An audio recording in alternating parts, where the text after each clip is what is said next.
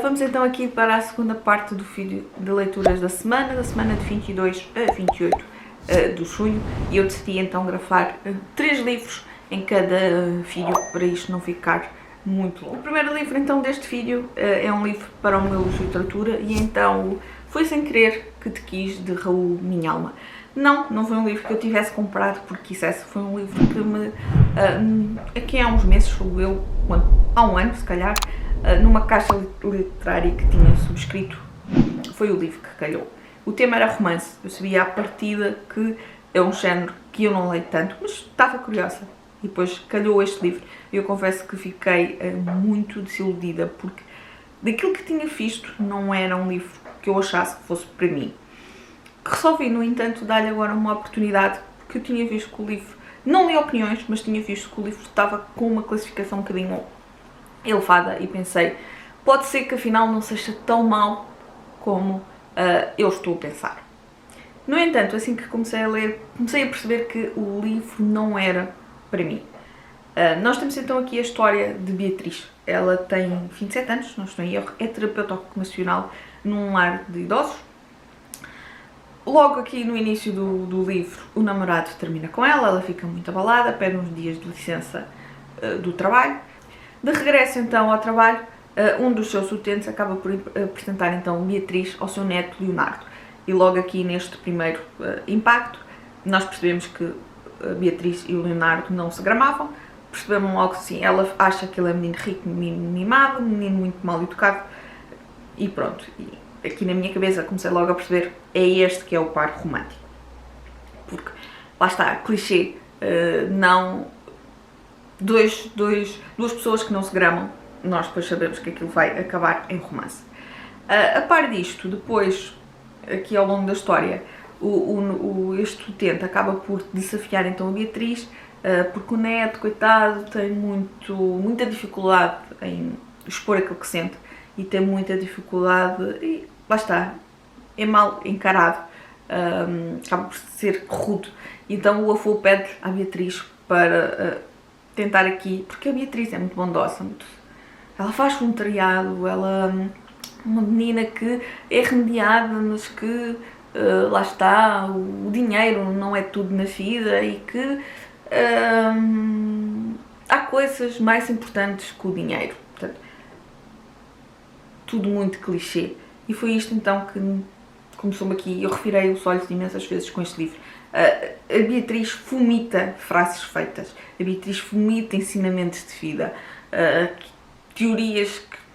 Beatriz tem 27 anos, é uma miúda e tem estas filosofias de vida que o autor espeta aqui para tentar criar aqui um livro, e não me agradou. A história, lá está, clichê atrás de clichê, a menina que é remediada, não grama o gajo e acabam por se apaixonar, ele tem mais dinheiro que ela, é mal encarado e acaba por modificar o seu comportamento por causa de Beatriz. Clichê.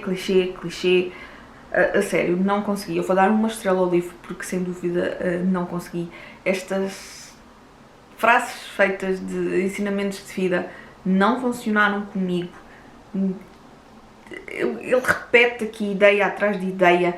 A história, lá está, o romance é completamente clichê. Comecei a ver, pronto, e o final, lá está, o final acaba, para mim, acaba por ser, era algo que eu estava à espera e não estava. Acho que ele tenta ir aqui por um caminho, levar-nos a querer por um caminho, e depois, não, afinal sempre tinhas razão. E acaba por ser um final em que tenta aqui apelar à parte mais emocional das pessoas, e lá está, comigo não funcionou de todo. Se eu desconfiava que não era livro para mim, não é efetivamente livro para mim. A escrita é muito básica, muito juvenil, está sempre a dizer o Leonardo disse isto, a Beatriz disse aquilo, e portanto, quase como se fosse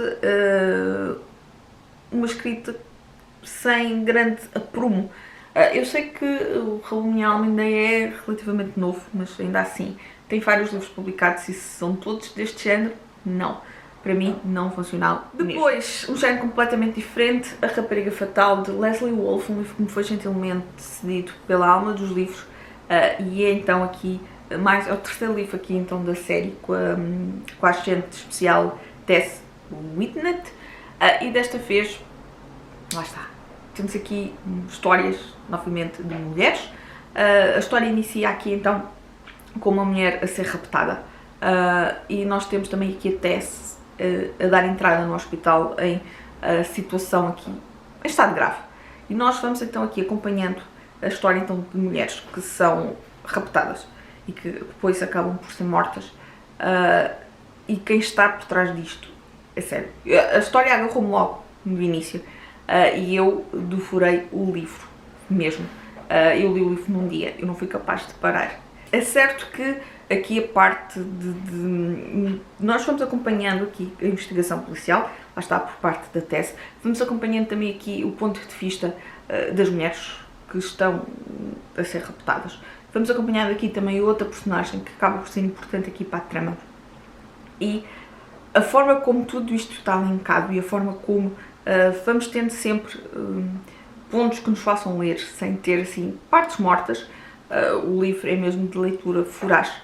Eu adorei, eu vou dar 5 estrelas. A escrita continua a ser muito boa, e são thrillers que me estão mesmo a agarrar. Lá está, é o terceiro livro da série, eu tenho adorado todos e são mesmo fantásticos. O último livro da semana foi um livro que eu li então em e-book, no meu Kindle, então Romance de Cordélia, de Rosa Lobato de Faria. É uma autora, eu já disse isto algumas vezes, eu já li alguns livros da autora, não me agrada particularmente, não sou apaixonada pela escrita da autora, mas quis dar então, agora nos últimos meses, aqui mais uma oportunidade àqueles livros que eram então mais conceituados. Alma Trocada, Passas de Seda e então faltava-me o Romance de Cordélia. Nós conhecemos aqui então a história de Cordélia, Lily, normalmente tratada por Lily, e nós percebemos que ela não teve uma vida relativamente fácil, não é bonita e acabou então na prisão. Nós vamos descobrindo aqui aos pouquinhos como é que ela acabou na prisão. Depois na prisão vamos conhecendo histórias das outras reclusas e vamos conhecendo há uma dessas reclusas que adora então literatura de cordel, livros de cordel, e que os vai emprestando então a Lily para elas lerem. E nessas histórias nós percebemos que a linha da história é sempre a mesma, mudam os nomes das personagens, mudam um outro aspecto, mas é tudo, a história em si, o núcleo da história é tudo igual e lá está, são histórias que acabam bem. O que nos remete então para a história de Cordélia e que nós vamos percebendo que a história de Cordélia também tem aqui muitas dificuldades. E será que vai acabar com um romance de cordel ou não? Eu não vos vou desvendar o final. Eu gostei muito, muito da parte das histórias das reclusas e do que eu pude perceber são histórias reais, são histórias que a autora recolheu junto de reclusas, e portanto isso foi lá está, do livro, foi o que eu gostei mais. Da história da Cordélia em si, tenho mixed feelings. Não sei bem o que explicar sem fazer spoilers. Ela teve uma vida mais ou menos difícil, com alguns pontos difíceis. Notamos que é uma personagem que é bondosa e que tenta ajudar sempre quando pode e levando às vezes facadinhas nas costas de pessoas que não, de quem ela não merecia. Eu vou dar 4 estrelas ao livro.